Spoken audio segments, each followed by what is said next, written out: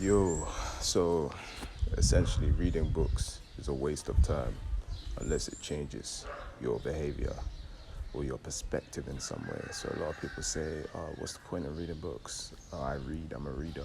But if you're just reading for the sake of reading, and you're reading and it's not changing, and you're not changing anything about your way of life, your perspective on something, or for me, I focus more on something that will change my behaviors in waking life or spiritual life. So, for example, I just finished a book called The 5 a.m. Club by Robin Sharma.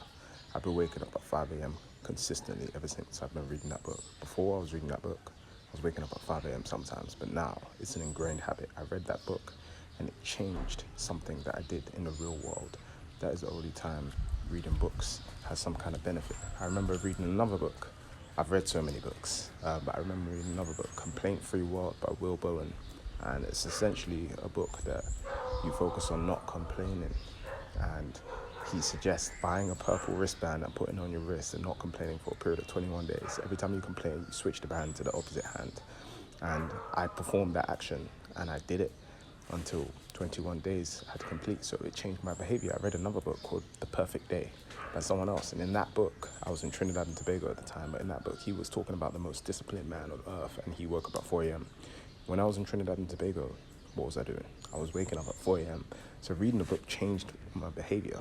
But if it changes my productivity or changes the way I do something, changes the way I look at something or perceive something, then it's worth it. Any other reason, like if you're reading a book and you find that you've read it, or you've watched a movie, or you've consumed the content, whatever it was, and it hasn't changed the way you view something or the way you want to go about something, it was a waste of time. So that's the message, man. So don't just think, oh, I'm reading.